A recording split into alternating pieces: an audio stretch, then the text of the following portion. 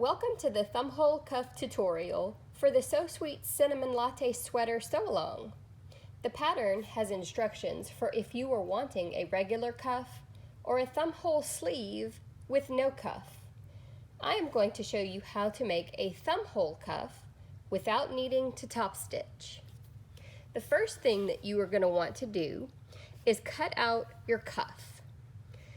For this cuff, I used the width of the pattern piece, but I cut it 11 inches long. So that'll give us enough room to fold it over and have the thumb hole. The next thing that you are going to want to do is to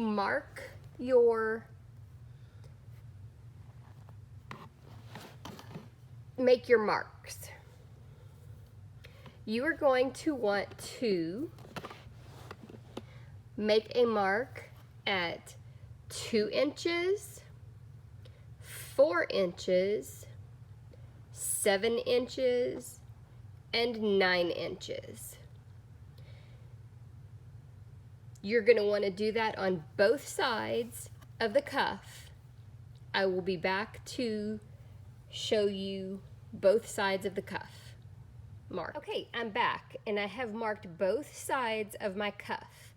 Now I am going to take my cuff and fold it in half, and those marks should match up.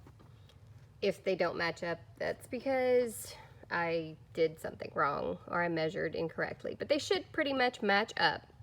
So what you're going to want to do now is the first thing that we are going to sew, the first stitch that we're going to make is going to be from this point to this point. Now we can number our marks that we've made. This can be 1, 2, 3, and 4. The first thing that we want to sew is from point 2 to point 3. Okay, I am back with my points between 2 and 3 stitched for you. As you can see, I used a stretch stitch, which it doesn't really stretch that much, but it's not going to affect your final product very much. The next thing that we are going to do is we are going to take one side of the cuff and fold it like this.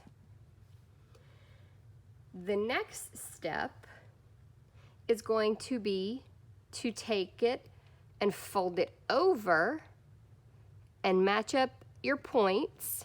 They should match up with the end as well. Just get it to the best of your ability.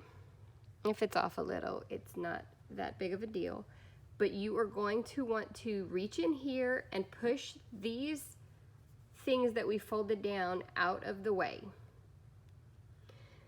This is going to be, once you match this up perfectly, this is going to be where you start your stitches. You are going to drop your needle right here and stitch from here to your pins. This is your second stitch for your thumbhole cuff. I will go stitch it and I will be back. I am back, and this is where we dropped our needle. I stitched from that point to that point. Now you are going to want to do the same thing for the other side. This gets a little bit tricky because we've already sewn it. So you're going to want to flip your cuff and find your other 2 pins and do the same thing. You're going to want to match them up. You want to match your edges up as well. And you're going to want to pull out this side over here, and you're going to want to drop your needle right where we ended right here so that there are no holes in our cuff. So sometimes I put a pin right here, that way this kind of stays out of the way, what we folded under already stays out of the way. So now I will go stitch between here and here, and I will be back. Okay, I'm back and I have stitched my second side of the thumb hole cuff, and you can see I started where I ended and I sewed to my pin. Now you are going to want to take your cuff and open it up. You are going to have, this is the end of your cuff on one side, and this is the end of your cuff on the other side. You are going to want to sew, let me make sure I get this right. Okay, you're going to want to sew these two together. You're going to do the same thing, start where you ended and sew to the end. You're going to want to do it on both sides. I'll go ahead and pin it right here for you to see. So you're going to meet your seams here. You're going to sew. I'm going to move this out of the way, line everything up. You're going to place your needle down right where you ended. And sew from there to the end of your cuff, keeping it flat so you don't get any bubbles. You're going to do that on this side. Then once that is sewn, you're going to move everything else out the way, and you're going to repeat for the other side. I will be back when I'm finished stitching this. Okay, I'm back and I have sewn from this point to the end on both sides. Now you're going to want to fold your cuff right sides out.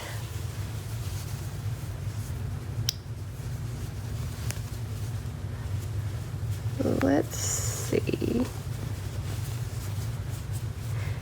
And you're going to want to match up your bottoms. You can open up your seam allowance to match up your bottom. That way you can straighten everything out. And it's taking longer than I thought. Sorry. This double brushed poly attaches to itself. So now you have your cuff, and it's a thumb hole cuff. You have your thumb hole. The only other thing that you could possibly do to this is to tack it here and also here, depending on how rough you are with your garments. But this does not need top stitching. It's a completely enclosed seam. And the only other thing that you need to do is attach this to your sleeve, and then you're done. Congratulations, you made a thumb hole cuff.